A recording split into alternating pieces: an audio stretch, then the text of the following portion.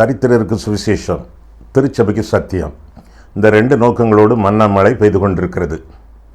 சங்கீத புத்தகத்திலிருந்து தொடர்பாக செய்திகளை படித்து தியானித்து வருகிறோம். இந்த செய்திகளை நீங்கள் மகிமை டிவியிலே சனிக்கிழமை தோறும் ஞாயிற்றுக்கிழமை தோறும் மாலை 5 மணிக்கு நீங்கள் பார்க்கலாம். அனைத்து செய்திகள் யூடியூப்பில் இடம்பெறுகின்றன. ஒருவேளை நீங்கள் மகிமை டிவியிலே பார்ப்பதற்கு உங்களுக்கு நேரமில்லை என்றால் நீங்கள் யூடியூப்பிலே போய் அந்த தொடர் செய்திகளை நீங்கள் பார்த்து கொள்ளலாம். அது மட்டுமின்றி வேதம் முழுவதற்கும், ஆதியாகமம் முதல் வெளிப்படுத்தும் விசேஷம் வரை வேதம் முழுவதற்கும் 66 நூல்களுக்கும் விளக்கவரை எழுதியிருக்கிறோம். 8 பாகங்களிலே இந்த விளக்கவரை நூல்கள் உங்களுக்கு கிடைக்கும். குறிப்பிட்ட தொலைபேசி எண்களிலே முகவரியில் நீங்கள் தொடர்பு கொண்டு இந்த புஸ்தகங்களை நீங்கள் வாங்கிக் கொள்ளலாம். ஆண்டவர் உங்களை ஆசீர்வதிப்பாராக. இப்பொழுது நாம் செய்திக்கு செல்வோமா? 105ஆம் சங்கீதம். இந்த சங்கீதத்தை எழுதியது யார் என்று தெரியவில்லை. அப்படி சங்கீத ஆசிரியர் பெயர் அடைப்புக்குறியிலே காணப்படும். அடைப்புக்குறி அங்கே இல்லை. எனவே இது அநாதை சங்கீதம் என்று பொதுவாக அழைக்கப்படுகிறது. ஆனால் வேத வாக்கியங்கள் எல்லாமே ஆவியானவரால் அருளப்பட்டவை என்பதனாலே இது அநாதை சங்கீதம் அல்ல, ஆவியானவருடைய சங்கீதங்களிலே ஒன்று என்று சொல்வது தான் சரியான போதனையாக இருக்கும். இந்த சங்கீதத்தை நான் வாசித்து பார்க்கும் பொழுது இது ஒரு வரலாற்று அடிப்படையில் எழுதப்பட்ட சங்கீதம் என்று காண்கிறோம். வேதத்திலே வரலாற்று கீதங்கள் என்று சொல்லி சில சங்கீதங்கள் உண்டு. 78ஆம் சங்கீதம், இந்த 105ஆம் சங்கீதம், 106ஆம் சங்கீதம், 136ஆம் சங்கீதம், இவையெல்லாம் இஸ்ரவேலின் வரலாற்றை அறிவிக்கக்கூடிய சங்கீதங்கள். இது 2வது வரலாற்று சங்கீதம் என்று சொல்ல வேண்டும். இஸ்ரவேல் ஜனங்கள் பாபிலோன் சிறையிருப்பிலிருந்து வெளிவந்த பிறகு எழுதப்பட்ட சங்கீதம் என்று சொல்லி வரலாற்று அறிஞர்கள் குறிப்பிடுகிறார்கள். இந்த சங்கீதத்திலே ஆண்டவரை பற்றிய 3 படங்கள் காணப்படுகின்றன. நம்முடைய தெய்வம் எப்படிப்பட்டவர், வரலாற்றின் ஆண்டவர் எப்படி விளங்குகிறார் என்பதை விளக்கக்கூடிய சங்கீதம் இந்த 106ஆம் சங்கீதம். வரலாறு என்றாலே ஆண்டவருடைய சரித்திரம் தானே. வரலாறு என்ற சொல்லுக்கு ஆங்கிலத்தில் ஹிஸ்ட்ரி என்று சொல்கிறார்கள். ஹிஸ் ஸ்டோரி, ஹிஸ்ட்ரி என்று சொல்கிறார்கள். ஆக வரலாறு என்றாலே ஆண்டவருடைய வரலாறு தான். அது ஆண்டவருடைய சரித்திரம். அவர் முந்தினவரும் பிந்தினவருமாய் இருக்கிறார். அல்பா ஒமேகாவாக இருக்கிறவராகவே இருக்கிறார். ஆண்டவர் இந்த உலகத்தில் எப்பொழுது தோன்றினார்? தோன்றவே இல்லை. தோற்றமே ஆண்டவர் தான். இதுதான் ஆண்டவருடைய வரலாறு. முதல் 15 வசனங்களிலே நாம் பார்க்கும் பொழுது அவர் வரலாற்றின் தெய்வம் என்று நாம் காண்கிறோம். சில வசனங்களை வாசிக்கட்டுமா? 105ஆம் சங்கீதம். கர்த்தரை துதித்து அவருடைய நாமத்தை பிரஸ்தாபமாக்குங்கள், அவருடைய செய்கைகளை ஜனங்களுக்குள்ளே பிரசித்தப்படுத்துங்கள், அவரை பாடி அவரை கீர்த்தனம் பண்ணுங்கள், அவருடைய அதிசயங்களை எல்லாம் தியானித்து பேசுங்கள், அவருடைய பரிசுத்த நாமத்தை குறித்து மேன்மை பாராட்டுங்கள். கர்த்தரை தேடுகிறவர்களின் இருதயம் மகிழ்வதாக. கர்த்தரையும் அவர் வல்லமையையும் நாடுங்கள், அவர் சமூகத்தை நித்தமும் தேடுங்கள். அவருடைய தாசனாகிய ஆபிரகாமின் சந்ததியே, அவரால் தெரிந்து கொள்ளப்பட்டவர்களாகிய யாக்கோபின் புத்திரரே என்று சொல்லி வரலாறு தொடங்குவதாக நாம் வேதத்தில் வாசிக்கிறோம். எத்தனையோ ஆண்டுகளுக்கு முன்பாக வரலாறு தோன்றியிருந்தாலும் ஆபிரகாமினுடைய வாழ்க்கையில் இருந்துதான் திருச்சபையின் வரலாறு ஆரம்பிக்கிறது என்பதை நாம் புரிந்து கொள்ள வேண்டும். தெய்வம் வரலாற்றின் தெய்வம் என்பதை முதல் 15 வசனங்களிலே நாம் பார்க்கிறோம். ஆபிரகாமின் சந்ததியிலிருந்து திருச்சபையின் வரலாறு ஆரம்பிக்கிறது. நாமெல்லாம் விசுவாசத்தின் மூலமாக ஆபிரகாமின் சந்ததி என்று சொல்லி ரோமர் 4ஆம் அதிகாரம் 5ஆம் அதிகாரங்களிலே நாம் பார்க்கிறோம்.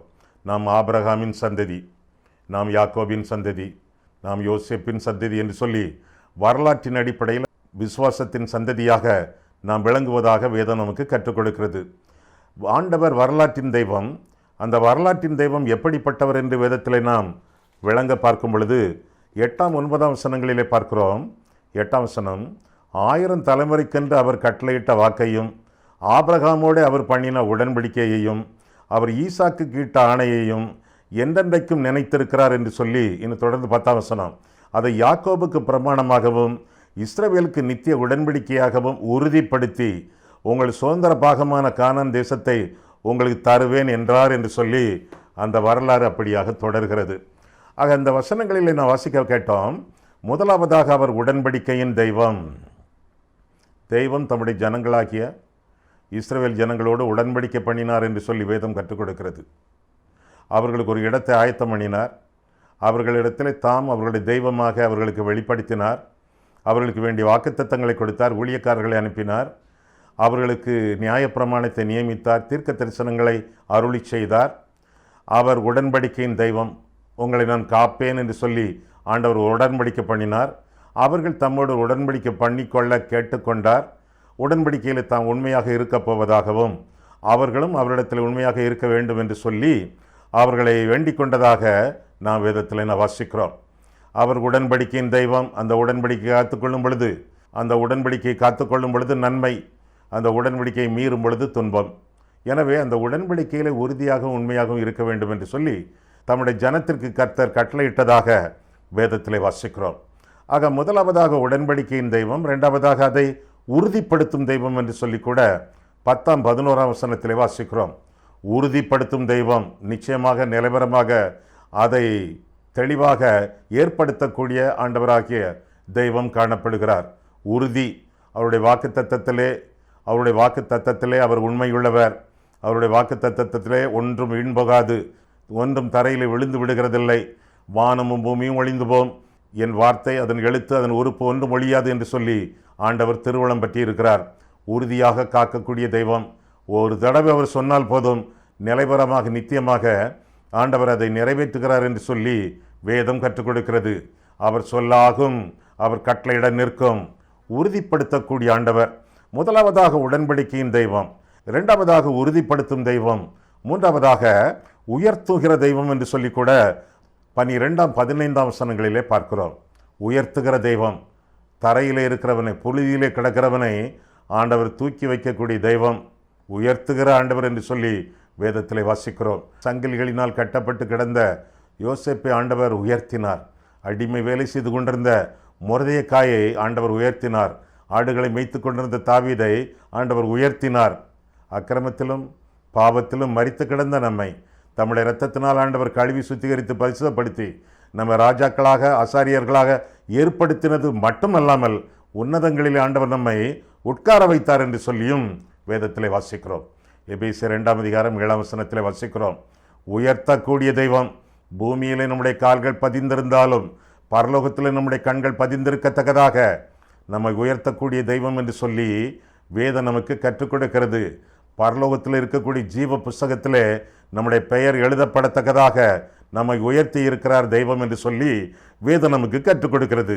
ஆக உடன்படிக்கையின் தெய்வம், அதை உறுதிப்படுத்தக்கூடிய தெய்வம், உயர்த்துகிற தெய்வம், அது மட்டுமல்ல உண்மையான தெய்வம். வாக்கு தத்தத்திலே அவர் மாறாதவர். அவர் சொன்னதை அவர் நிறைவேற்றுவார். அவருடைய வார்த்தை மாம்சமாகும். அவர் சொல்லுவது நடக்கும், பலிக்கும் என்று சொல்லி நாம் பார்க்கிறோம்.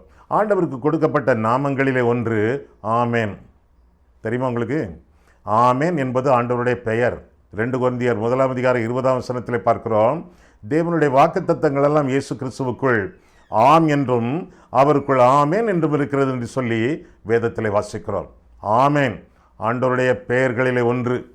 அப்போ ஒரு ஜெபத்தை பண்ணிவிட்டு ஆமேன் என்று சொல்லும் பொழுது ஆமேன் என்று தன்னுடைய பெயரை ஆண்டவர் கையெழுத்தாக போடுவதாக நாம் அறிந்து கொள்ள வேண்டும். ஆமேன் is a signature of Jesus to every prayer. ஒவ்வொரு ஜெபத்துக்கும் ஆண்டவர் போடக்கூடிய கையெழுத்து ஆமேன். ஆமேன்னா அப்படியாக கிடவது. ஆமேன்னா உண்மையாக, நிச்சயமாக, சத்தியமாக. ஆமேன் என்றால் ஆண்டவருடைய கையெழுத்து. என்ன புரிகிறது நமக்கு? உண்மையுள்ள தெய்வம், சொன்னதை நிறைவேற்றுவார். அவர் சொல்ல ஆகும், அவர் கட்டளையிட நிற்கும். உண்மையான தெய்வம் தம்முடைய வாக்கு தத்தத்திலே, ஆண்டவர் நமக்கு கொடுக்கக்கூடிய வாக்கு தத்தங்களிலே அவர் உண்மையுள்ளவர் என்று சொல்லி வேதம் நமக்கு கற்றுக் கொடுக்கிறது. உங்களுக்கு ஏதாவது ஆண்டவர் வாக்கு தத்தங்கள் கொடுத்திருக்கிறாரா? இல்லையா? 2-3 கொடுத்திருக்காரா? 10-15 கொடுத்திருக்கிறாரா? வேதத்தில் காணப்படக்கூடிய வாக்கு தத்தங்கள் அனைத்தும் உங்களுடையவை. ஆண்டவர் உங்களுக்காக எழுதி தந்திருக்கிறார். அவை எல்லாம் நிறைவேறும். நிறைவேறாவிட்டால் வாக்கு தத்தங்களுக்கு இருக்காதே. ஆனால் நிறைவேறலையா? 1-2 தான் நிறைவேறிக்குதா? சிலது நிறைவேறி இருக்குது, சிலது நிறைவேறலை. இந்த வாக்கு தத்தங்களெல்லாம் நான் வேதத்தில் கையெழுத்து போட்டு வச்சுருக்கேன், எல்லாம் நிறைவேறும். ஏன் நிறைவேறாமல் போகுதுன்னா, ஏன் வாக்கு தத்தங்கள் நிறைவேறாமல் இன்னும் கால தாமதம் ஆகுதுன்னா, உங்களுக்கு தேவை வாக்கு தத்தம், ஆண்டவருக்கு தேவை உங்களுடைய வாழ்க்கையின் தத்தம். ஆண்டவருக்கு வாழ்க்கையை தத்தம் பண்ணும் பொழுது, ஆண்டவருக்கு உங்களுடைய வாழ்க்கையை ஒப்பு கொடுக்கும் பொழுது, ஆண்டவருடைய சித்தத்துக்கு உங்களுடைய ஜீவியத்தை அர்ப்பணிக்கும் பொழுது வாக்கு தத்தங்களெல்லாம் மடமடனி கடகடனி நிறைவேறும்.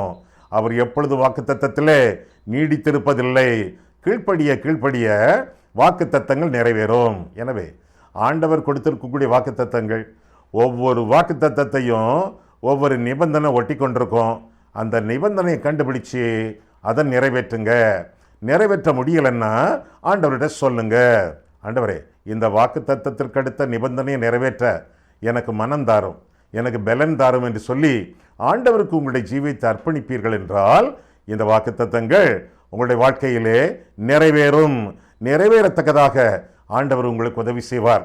ஆக வாக்கிலே உண்மையுள்ளவர், இரண்டாவதாக அவருடைய வல்லமையிலே உண்மையுள்ளவர். அவருடைய வலது கரம் உங்களை காக்கும். அநேக வேளைகளிலே வேதத்திலே ஆண்டவருடைய வலது கரம் என்பது ஆண்டவராக இயேசு கிறிஸ்துவாக வர்ணிக்கப்பட்டிருக்கிறது. தேவனுடைய வலது கரம் ஆண்டவராக இயேசு கிறிஸ்து. அவருடைய வாக்கு தத்தத்திலே மட்டுமல்ல, அவருடைய வல்லமையிலே உண்மையுள்ளவர். வலது கரத்தை தானே அதிகமாக நாம் பயன்படுத்துகிறோம். ஒரு ஆளுக்கு கை கொடுக்க வேண்டும் என்றால், அல்லது ஒரு கடிதம் எழுத வேண்டும் என்றால், ஒரு பாரமான ஒரு பொருளை தூக்க வேண்டும் என்றால் முதலாவதாக முந்திக் கொள்வது வலது கரம் தானே, முக்கியமான கரம். ஆண்டவராகிய தெய்வம் அப்பேற்பட்ட வல்லமையுள்ளவர், நம்மை காக்க வல்லவராக இருக்கிறார். நம்மை பராமரிப்பதிலே, நம்மை பாதுகாப்பதிலே தெய்வம் வல்லமை உள்ளவர் என்று சொல்லி வேதம் நமக்கு கற்றுக் கொடுக்கிறது. அவருடைய பாதுகாப்பை நம்பி நாடி வாழுங்கள். அவருடைய பிரசன்னத்துக்குள்ளே உங்களுடைய ஜீவியத்தை அடைக்கலமாக நீங்கள் கொள்ளுங்கள். கர்த்தர் உங்களுக்கு பாதுகாப்பாக இருக்கிறார். நீங்களும் உங்கள் ரட்சிப்பின் சுவிசேஷமாகிய சத்திய வசனத்தை கேட்டு விசுவாசிகளான போது வாக்குத்தத்தம் பண்ணப்பட்ட பரிசுத்தாவியால் அவருக்குள் முத்திரை போடப்பட்டீர்கள் என்று சொல்லி வேதத்தில் வாசிக்கிறோமே. எபேசியர் 1:13 வாக்குத்தத்தம் பண்ணப்பட்ட பரிசுத்தாவியால் அவருக்குள் முத்திரை போடப்பட்டிருக்கிறீர்கள். யாரு? ஆண்டவரை விசுவாசித்து ஏற்றுக்கொள்கிறவர்கள். அவர்கள் மேலே ஆவியின் முத்திரை. முத்திரைன்னா என்ன அர்த்தம்? சொத்துன்னு அர்த்தம். யார் முத்திரை போடுறாங்களோ, முத்திரை போட்டவங்களுக்கு முத்திரை போடப்பட்டவர்களுடைய பெயர்கள் அல்லது சொந்தங்கள் சொத்துக்களாக மாறிவிடுகின்றன. கடிதத்தில் ஒரு முத்திரை போட்டாங்களா போஸ்ட் ஆஃபீஸில், இப்போ கடிதம் போஸ்ட் ஆஃபீஸுக்கு சொந்தம். இயேசுவின் கல்லறையில் முத்திரை போட்டாங்களா, போட்டவங்களுக்கு சரீரம் சொந்தம். அதுபோல ஆவியின் முத்திரையை பெற்றுக்கொண்டவர்கள் ஆவியானவருக்கு சொந்தம். பொல்லாங்கன் அப்பேற்பட்டவர்களை தொடான் என்றெல்லாம் சொல்லி நான் வேதத்தில் வாசிக்கிறோம். பரிசுத்த ஆவியானவருடைய முத்திரையை கிறிஸ்து இயேசு மூலமாக பெற்றுக்கொண்டவர்கள் ஆவியானவருக்கு சொந்தமானவர்கள். அவர்களை யாரும் எதுவும் தொட முடியாது. குறிப்பாக ஏதாவது ஒரு பிரச்சனையிலே, பிணியிலே அல்லது இந்த காலத்து வைரஸ்களே மாட்டிக்கொள்வோம் என்று கலங்குகிறீர்களோ, முத்திரை முக்கியம். கர்த்தருடைய முத்திரையை பெற்றுக்கொள்ளுங்கள். பொல்லாங்கு, பொல்லாப்பு, பொல்லாங்கன் உங்களை தொடான் என்று சொல்லி வேதம் நமக்கு கற்றுக் கொடுக்கிறது. ஆக முதலாவதாக தெய்வம் வரலாற்றின் தெய்வம். எப்படியெல்லாம்? அவர் உடன்படிக்கையின் தெய்வம், அவர் உறுதிப்படுத்தும் தெய்வம், அவர் உயர்த்துகிற தெய்வம், அவர் உண்மையான தெய்வம். முதலாவதாக வரலாற்றின் தெய்வம், இரண்டாவதாக அவர் வாழ்வளிக்கும் தெய்வம் என்று சொல்லி 16 முதலாக நாம் பார்க்கிறோம். வாழ்வளிக்கக்கூடிய தெய்வம், சரித்திர புருஷன் ஆண்டவராகிய தெய்வம் நமக்கு வாழ்வளிக்கக்கூடியவர். 12 முதலாக பார்க்கும் பொழுது 12 அக்காலத்தில் அவர்கள் கொஞ்ச தொகைக்கு உட்பட்ட சொற்ப ஜனங்களும் பரதேசிகளுமாய் இருந்தார்கள். அவர்கள் ஒரு ஜனத்தை விட்டு மறு ஜனத்தண்டைக்கும், ஒரு ராஜ்யத்தை விட்டு மறு தேசத்தார் அண்டைக்கும் போனார்கள். அவர்களை ஒடுக்கும்படி ஒருவருக்கும் இடம் கொடாமல் அவர்கள் நிமித்தம் ராஜாக்களை கடிந்து கொண்டு, நான் அபிஷேகம் பண்ணினவர்களை நீங்கள் தொடாமலும் என்னுடைய தீர்க்கதரிசிகளுக்கு தீங்கு செய்யாமலும் இருங்கள் என்றார். அவர் தேசத்திலே பஞ்சத்தை வருவித்து ஆகாரம் என்னும் ஆதரவு கோலை முற்றிலும் முறித்தார். அவர்களுக்கு முன்னாலே ஒரு புருஷனை அனுப்பினார். யோசேப்பு சிறையாக விற்கப்பட்டான். அவன் கால்களை விலங்கு போட்டு ஒடுக்கினார்கள். அவன் பிராணன் இரும்பில் அடைப்பட்டிருந்தது. கர்த்தர் சொன்ன வார்த்தை நிறைவேறும் அளவும் அவருடைய வசனம் அவனை புடமிட்டது. ராஜா ஆள் அனுப்பி அவனை கட்டவிழ்க்க சொன்னான். ஜனங்களின் அதிபதி அவனை விடுதலை பண்ணினான். தன் பிரபுக்களை அவன் மனதின்படி கட்டவும், தன் மூப்பர்களை ஞானிகளாக்கவும் அவன் தன் வீட்டுக்கு ஆண்டவனும் தன் ஆஸ்திக்கெல்லாம் அதிபதியும் ஆக்கினான் என்று சொல்லி தொடர்ந்து வாசிக்கிறோம். ஆக ஆண்டவர் வாழ வைக்கும் தெய்வம். தாமாக தம்முடைய ஊழியக்காரர்கள் மூலமாக தம்முடைய ஜனங்களை அவர் வாழ வைக்கிறார், வாழ்வளிக்கிறார் என்று சொல்லி வேதத்தில் வாசிக்கிறோம். அது மட்டுமல்ல, யோசேப்பின் சரித்திரத்தை எடுத்துக்காட்டாக காட்டி ஆண்டவர் யோசேப்பு மூலமாக ஆகாரத்தை எப்படி வருவித்தார், ஜனங்களை எப்படி போஷித்தார் என்று சொல்லி தொடர்ந்து 16 வசனத்திலிருந்து நாம் பார்க்கிறோம். எகிப்திலே பஞ்சம், ஆனால் பஞ்சமெல்லாம் நீங்கத்தக்கதாக கர்த்தர் ஆவன செய்தார். உங்களுடைய வாழ்க்கை எப்படி இருக்கிறது? உங்களுக்குரிய வருமானம் போதுமா? உங்களுடைய சம்பளம் போதுமா? அனுதின ஆகாரத்திற்காக உங்கள் பிழைப்புக்கு வேண்டிய வழியை ஆண்டவர் உங்களுக்கு கற்றுத் தருகிறாரா? உங்களுக்கு வேண்டிய எல்லா நன்மைகளையும் ஆண்டவர் செய்து தருகிறாரா? அல்லது பஞ்சம்தான் இருக்கிறதா? போதாக்குறை, பற்றாக்குறை உங்களுடைய வாழ்க்கையில் காணப்படுகிறதா? அப்படி என்றால், பஞ்சம் இருக்கிறது என்றால் தஞ்சம்தான் அடிப்படை. ஆண்டவரிடத்தில் தஞ்சம் புக வேண்டியது நம்முடைய கடமையாகும். அதைத்தானே இளையகுமாரன் கதையிலே நாம் பார்க்கிறோம். இளையகுமாரனை பற்றிய ஓமையிலே பஞ்சம் அவனை பீடித்தது. என்ன செய்தான்? திரும்பவும் தன்னுடைய வீட்டுக்கு வந்தான், தகப்பனரிடத்தில் வந்தான். அவனுடைய பஞ்சமெல்லாம் தீர்ந்து போனது. முதலாவது தேவனுடைய ராஜ்யத்தையும் அவருடைய நீதியும் தேடி வாழும் பொழுது எல்லா நன்மைகளும் உங்களுக்கு கூட கொடுக்கப்படும் என்று சொல்லி வேதத்தில் வாசிக்கிறோமே. அநேகருடைய வாழ்க்கையிலே இன்றைக்கு பற்றாக்குறை. இந்த பற்றாக்குறைக்கு காரணம் என்ன? கர்த்தரிடத்தில் வராதது, கர்த்தர் கொடுக்கக்கூடிய ஆலோசனைகளை கேட்காதது. முக்கியமாக என்ன ஆலோசனை? எதை விதைக்கிறீர்களோ அதை அறுப்பீர்கள், எவ்வளவு விதைக்கிறீர்களோ அவ்வளவுக்கேற்ப நீங்கள் அறுப்பீர்கள்.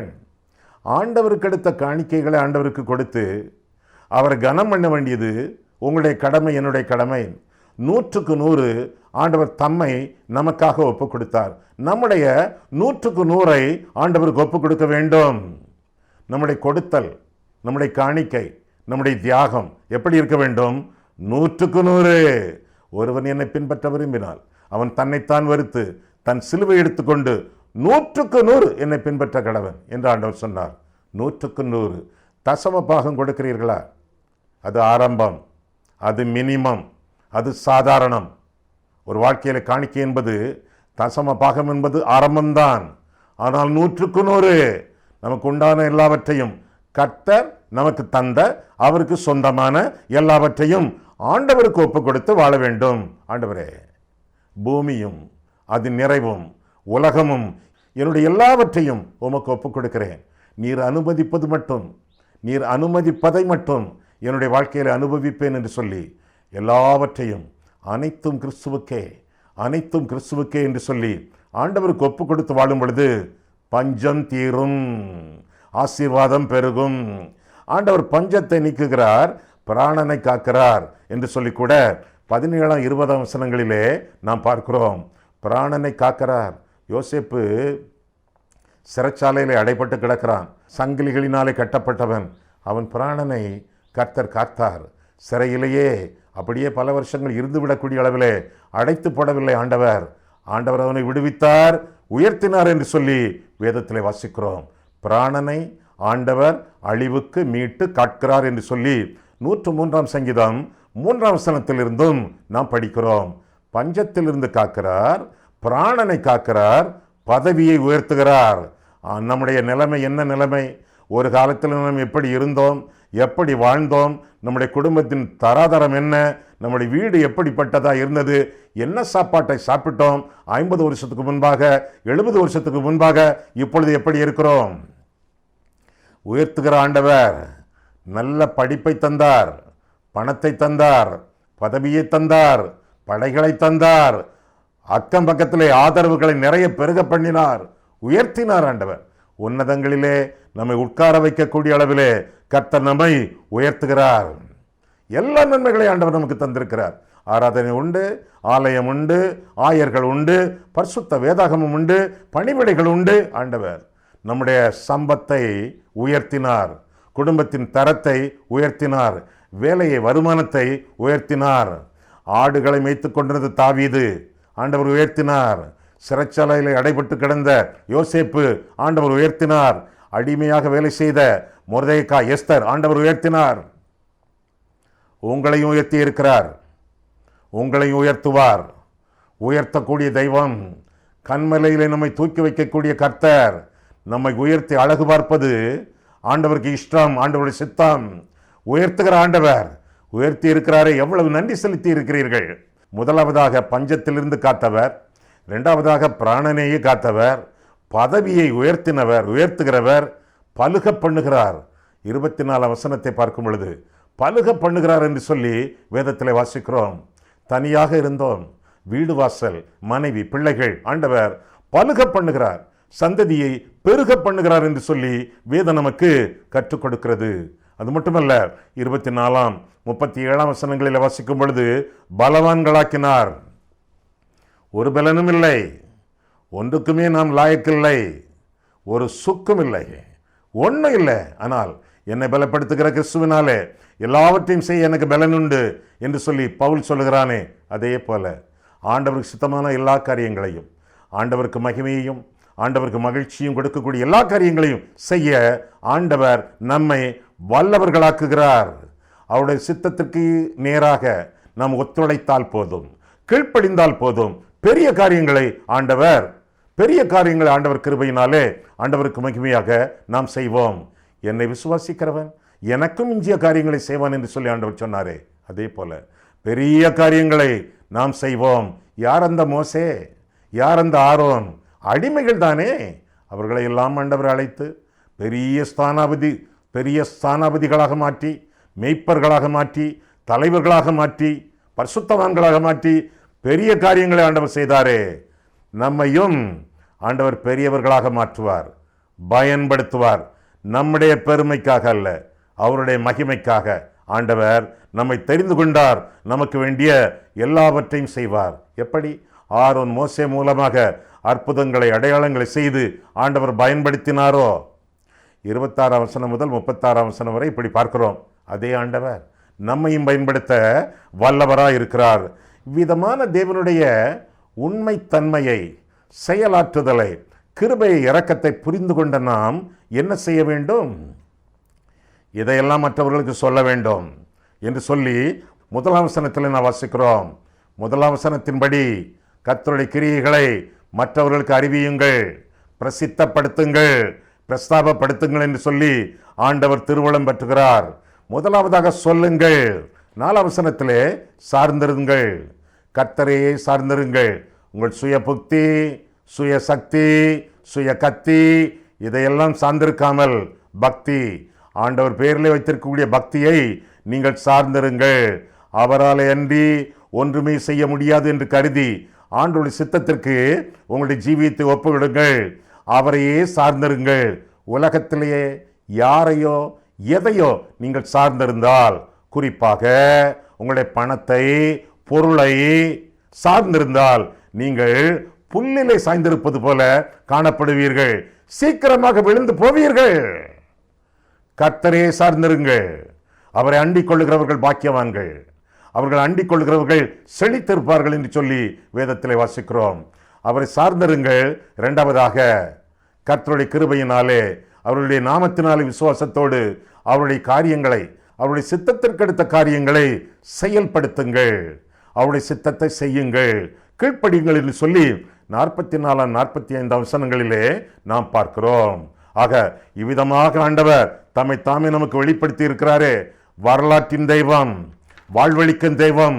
இதையெல்லாம் சொல்லுங்கள், இவரையே சார்ந்திருங்கள். அது மட்டுமல்ல, ஆண்டவர் சொல்லக்கூடிய எல்லா காரியங்களையும் செயல்படுத்துங்கள். இன்னொரு காரியம், வழி நடத்தும் தெய்வம். முதலாவதாக வரலாற்றின் தெய்வம், இரண்டாவதாக வாழ்வழிக்கும் தெய்வம், மூன்றாவதாக வழி நடத்தும் தெய்வம், வழிகாட்டக்கூடிய தெய்வம் என்று சொல்லி கூட 37 வசனம் முதலாக நாம் வாசிக்கிறோம். 37 வசனம் முதல் பார்க்கும் பொழுது, வெள்ளியோடும் பொன்னோடும் புறப்பட பண்ணினார். அவர்கள் கோத்திரங்களில் பலவீனப்பட்டவன் ஒருவனும் இருந்ததில்லை. எகிப்தியர் அவர்களுக்கு பயந்திருந்ததினால் அவர்கள் புறப்பட்ட பொழுது மகிழ்ந்தார்கள். அவர் மேகத்தை மறைவுக்காக விரித்து இரவை வெளிச்சமாக்குகிறதற்காக அக்கினியும் தந்தார். கேட்டார்கள், அவர் காடைகளை அனுப்பினார். வான அப்பத்தினாலும் அவர்களை திருப்தியாக்கினார். கண்மலையை திறந்தார். தண்ணீர்கள் புறப்பட்டு வறண்ட வெளிகளில் ஆராய் ஓடிட்டு என்று சொல்லி தொடர்ந்து ஆண்டவருடைய வழிகாட்டுதலின் அம்சங்களை அந்த சங்கீதத்திலே நாம் வாசித்து முடிக்கிறோம். வழிகாட்டக்கூடிய தெய்வம், ஆண்டவரே வழி. யோவான் 14:6. ஆண்டவரை வழிகாட்டி அது வேத புத்தகம். ஆண்டவரை வழி நடத்துகிறவர். ஆண்டவரை பின்பற்ற வேண்டும். ஆண்டவர் மேய்ப்பர், நம் ஆடுகள். அவரை பின்பற்றி அவருடைய சொல்லுக்கும் அவருடைய செயலுக்கும் நம்முடைய வாழ்க்கையை ஒப்புக் கொடுத்து அவரை பின்பற்றி செல்ல வேண்டும். எப்படி வழி நடத்தினாராம்? வெள்ளியோடும் பொன்னோடும் செழிப்பாக ஆண்டவர் வழி நடத்துகிறார். பலத்தோடு வழி நடத்தினார் என்று சொல்லி 37ஆம் வசனத்திலே வாசிக்கிறோம். அவர்களில் ஒருவனும் பலவீனப்பட்டதில்லை, செருப்பு தேயவில்லை, கண் பார்வை குறையவில்லை. பலத்தோடு ஆண்டவர் வழி நடத்தினார். கம்பீர சத்தத்தோடு அவர்கள் புறப்பட்டார்கள் என்று சொல்லி 43ஆம் வசனத்திலும் நாம் காண்கிறோம். அது மட்டுமல்ல, புறஜாதிகளின் தேசத்தை அவர்கள் சுதந்திரித்துக் கொண்டார்கள். அவர்களை எதிர்த்தவர்கள் எல்லாம் பயந்தார்கள் என்று சொல்லி வேதம் நமக்கு கற்றுக் கொடுக்கிறது. இவ்வண்ணமாக ஆண்டவர் வழி நடத்தினார். வழிகாட்டியாகிய தெய்வம், வழியாகிய தெய்வம் அவர்களை வழி நடத்தினார். இந்த தெய்வத்திற்கு நாம் என்ன செய்ய வேண்டும்? அவர்கள் என்ன செய்தார்கள்? முதல் வசனத்திலே துதித்து பாட வேண்டும். பாடினார்கள். நாம் பாட வேண்டும், தியானித்து பேச வேண்டும். 2ஆம் வசனத்தில் சும்மா பேசக்கூடாது, சும்மா வாசித்து விட்டு பேசக்கூடாது. ஆண்டவரை தியானித்து, வசனங்களை தியானித்ததற்கு கை கொள்ள நம்முடைய வாழ்க்கையை ஒப்பு கொடுத்து அர்ப்பணித்து பேச வேண்டும். முதலாவதாக துதித்து பாட வேண்டும், 2ஆவதாக தியானித்து பேச வேண்டும், 3ஆம் வசனத்திலே அவருடைய திருநாம மகிமையை மேன்மை பாராட்ட வேண்டும். அவரை மட்டுமே மேன்மை பாராட்ட வேண்டும். நம்முடைய படிப்பையோ பதவியையோ பணத்தையோ பங்களாவையோ படையையோ அல்ல, தேவ நாமத்தை குறித்தே மேன்மை பாராட்ட வேண்டும். 4ஆவதாக திருமறையை கைக்கொள்ள வேண்டும். 44ஆம் வசனத்திலே ஆண்டவருடைய வசனமின்றி, தேவனின்றி, ஜீவனின்றி நரகத்தின் பாதையிலே கோடிக்கணக்கான மக்கள் விரைவாக சென்று கொண்டிருக்கும் பொழுது ஆண்டவர் இயேசுவை கொடுத்து வேதத்தை பரிசளித்து நம்மை காத்துக்கொள்ளும் பொழுது எவ்வளவாய் வேத புத்தகத்தை நாம் நேசிக்க வேண்டும், தியானிக்க வேண்டும், கை கொள்ள வேண்டும். அறிந்து செய்கிறவனுக்கு அநேக அடிகள் உண்டு என்று சொல்லி வேதம் சொல்கிறது. வேதத்தை வாசித்து அறிந்த பிறகு துணிகரமான பாவங்களில் நாம் ஈடுபடக்கூடாது. அந்த வரலாற்றின் தெய்வத்தை நாம் வழிபட வேண்டும். அந்த வாழ்வழிக்கும் தெய்வத்தை நாம் வழிபட வேண்டும். அது மட்டுமல்ல, வழிகாட்டும் தெய்வத்தை நாம் வழிபட வேண்டும். ஆண்டவரே, நம்முடைய வாழ்க்கையில் எல்லாம் இயேசுவே, எனக்கு எல்லாம் இயேசுவே என்று சொல்லி ஆண்டவரை வழிபட்டு ஆண்டவருக்கே நம்முடைய ஜீவியத்திலே முதலிட முக்கியத்துவம் கொடுத்து ஆண்டவரை மையப்படுத்தி வாழத்தக்கதாக நாம் கேட்டுக்கொள்ளப்படுகிறோம். கண்களை மூடுவோம், கர்த்தரை பார்ப்போம். அன்புள்ள ஆண்டவரே, உம்முடைய வசனங்களை ஆராயவும், எங்கள் வாழ்க்கையை ஆராயவும், எங்களை வழிநடத்தினீர். அதற்காக உமக்கு நன்றி செலுத்துகிறோம் சுவாமி. ஆண்டவரே, குறிப்பிட்ட இந்த சங்கீதத்திலிருந்து உம்மை பற்றிய சில படங்களை நாங்கள் பார்க்க எங்களுக்கு கிருபை கொடுத்தீர். அதற்காக ஸ்தோத்திரம். நீர் வரலாற்றின் தெய்வம். வரலாறே நீர்தாமே, எங்களுடைய வரலாறே நீர்தானே கர்த்தாவே. நீர்தானே எங்களை படைத்தீர். எங்களுக்கு ஒரு வரலாற்றை உண்டு பண்ணினதே நீர்தானே ஆண்டவரே. எனவே நீர் எங்களை படைத்ததற்காக, பராமரிப்பதற்காக, பாதுகாப்பதற்காக, எங்கள் பாவங்களையெல்லாம் நீர் மன்னித்ததற்காக உமக்கு ஸ்தோத்திரம் சுவாமி. எங்களுக்கு வாழ்வளிக்கக்கூடிய தெய்வம், எங்களை சுற்றி இருக்கிறவர்கள் எல்லாவற்றையும் காக்கக்கூடிய தெய்வம் நீர். எனவே கர்த்தாவே, உம்முடைய வாழ்வுக்கு எங்களுடைய வாழ்க்கையை ஒப்பு கொடுத்து வாழ கிருபித்தார். நீரே வழியும் வாய்மையும் வாழ்வுமாய் இருக்கிறீர். எனவே கர்த்தாவே, உம்முடைய சித்தத்திற்கு எங்களுடைய ஜீவியத்தை பூரணமாக ஒப்பு கொடுத்து வாழ எங்களுக்கு உதவி செய்யும். மேலாக ஆண்டவரே, நீர் வழி நடத்தும் ஆண்டவர். நீர்தானே வழி, உம்முடைய வழிகாட்டி தானே வேதம். இதற்கெல்லாம் முக்கியத்துவம் கொடுத்து உம்முடைய வழிகாட்டுதலுக்கு நாங்கள் கீழ்ப்படிந்து உமக்கு ஒத்துழைத்து உம்முடைய பார்வையிலே நலமானதை செய்து உம்முடைய இருதயத்தை சந்தோஷப்படுத்தி உம்முடைய நாமத்தை மகிமைப்படுத்தி உம்முடைய சாட்சிகளாக எங்களுடைய சபையிலும் சமூகத்திலும் எங்களுடைய குடும்பத்திலும் தனிப்பட்ட வாழ்க்கையிலும் நாங்கள் வாழத்தக்கதாக கிருபை செய்யும். இயேசு கிறிஸ்துவின் நாமத்தில் ஜெபிக்கிறோம் பிதாவே. ஆமேன்.